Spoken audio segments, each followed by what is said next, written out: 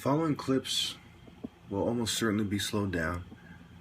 I did what I could to maintain their integrity, other than uploading them to another website, but who's to say that some software engineer with a PhD or some group wouldn't come up with a way to hack into it and slow it down there.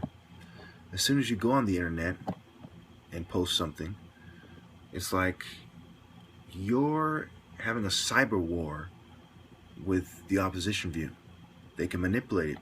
We've seen it with the Westboro Baptist Church because of their stance on gays and feminists and liberals, that they were hacked even during a live Skype chat and their voice was changed. So, it's really a walk in the park for these hackers to do this, especially since they've already established that they've hacked into my phone.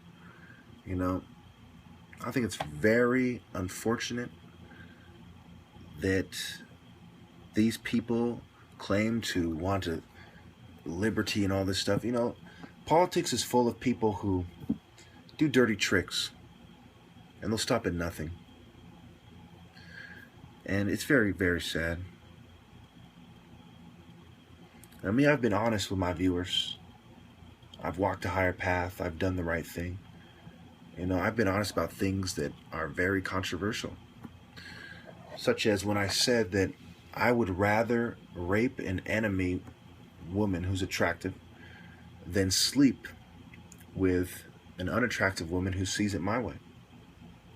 Of course, rape and thieving and stealing is wrong. But for the same reason, I would rather steal from an enemy army or from slave masters than to be their slave or be their prisoner.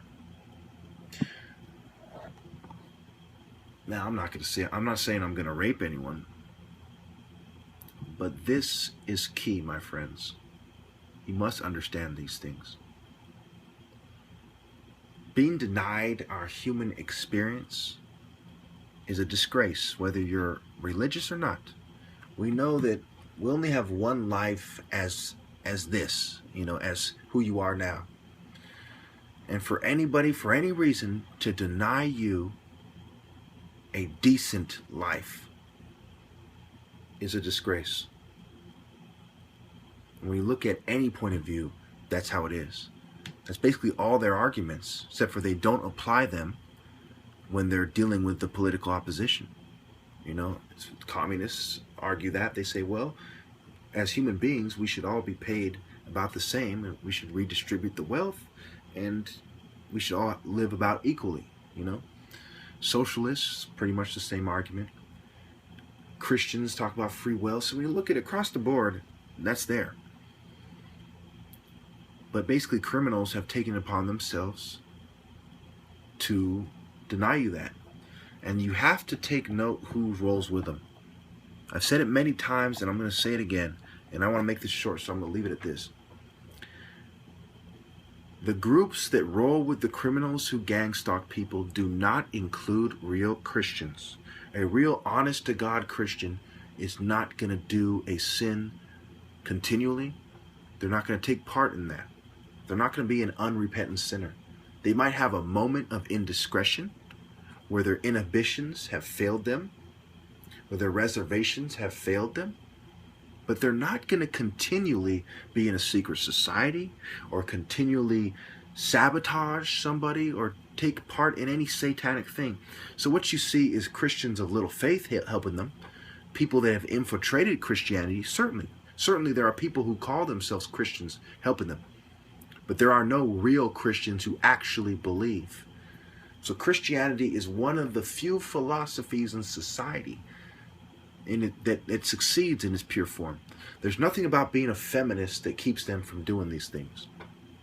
There's different forms of feminism. There's different codes of morality, if you will, and lack of morality, such as satanic feminism.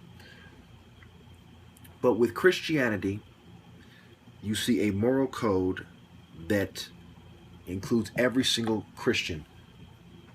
It's by the scripture that does not allow for them to do this. So if it wasn't for a materialistic consumer society, a eugenic society convincing Christians to abandon their faith or to minimize their adherence to their faith, gang stalking wouldn't really exist. for many reasons. If every Christian in America, all 70% or however many there are, took a stand and said, this is wrong and we're not going to let you do this to the least of our brethren, we would easily beat these people. For the same reason I've beat them all with my top martial artist challenge, is the same reason that Christians together, with God on our side and being the majority, it would be a walk in the park to defeat these people. Religious people civilize the world. Christians civilize the world.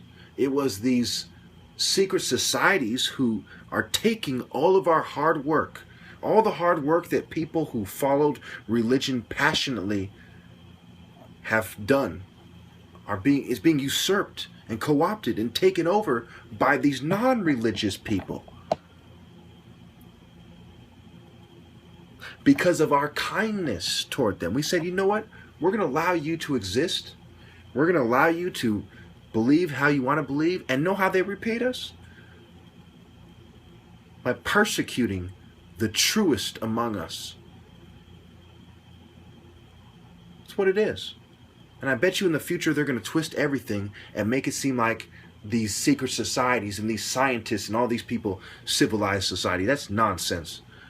It was Egyptians, there were Sumerians, there was Romans, there was Greeks. What is the common thread? They were religious societies. Then there was, then of course the British and the colonists and so on. These were Christians. These were religious societies. It was religion that took man from the Stone Age to the next age and the next and the next. And the earth is still in one piece.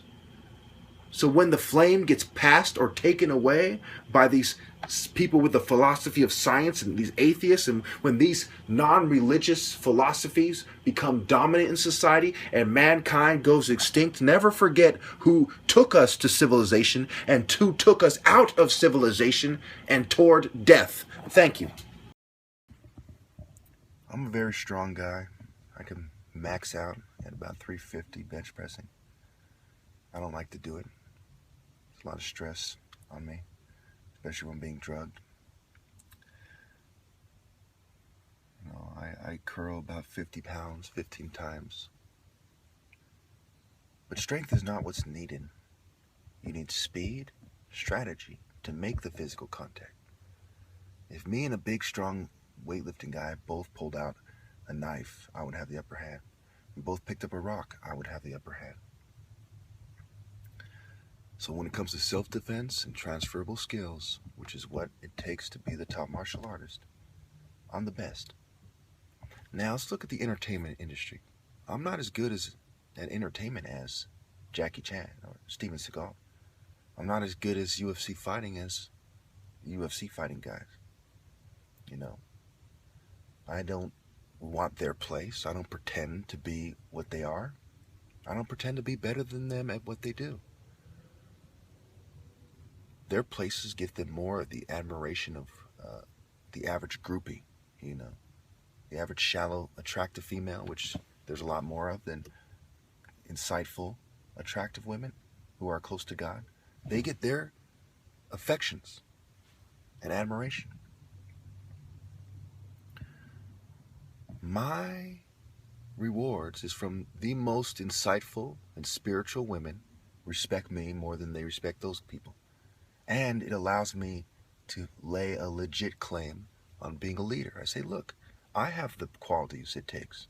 Using the ancient Egyptian scale, the Christian scale, common sense, focus, mental conditioning, understanding, insight. I have the qualities it takes to lead. And I am the greatest warrior, and according to African tradition, that gives me a very legitimate claim on being a leader. The first kings were the greatest warriors. That's how they earned the respect of everyone else. People followed them. They were the alpha male, so to speak. So I don't want to take their place in society. Why do they want to take mine? What I'm doing does not threaten them in the slightest. Unless they were to, it doesn't take away from what they have accomplished and what they're doing in life. But by them pretending that my point isn't accurate when it obviously is, can you imagine someone stronger than me outmaneuvering me and stabbing me to death first? It's laughable. Can you imagine Jackie Chan or Steven Seagal beating me at actual combat? It's laughable. Nor could Jet Li or any other celebrity. The Shaolin people who trained at the Shaolin Temple couldn't. And there's one more thing I want to bring up. Africans have a superior genetic pool when it comes to physical gifts. The average black person is more physically gifted and has a greater capacity and potential for violence and warfare than the average any person from any other race. And the top fighters of African descent are greater fighters than the top fighters from any other race. Okay? I don't believe that makes them superior forms of life. I believe people who walk a higher path are higher forms of life, thus superior forms of life. Hitler himself during the Olympics pointed this out. When Jesse Owens and other black athletes defeated he said, "It's not fair. That is like racing a cheetah." Okay, because they're subhuman. I disagree with blacks being subhuman, but I do agree that when you look at it scientifically and insightfully, blacks do seem to have genes that are more conducive for combat and physical sports. Recently, this Simone something, she is called the greatest gymnast of all time. You got to realize that gymnastics is something that white people do a lot more than black people.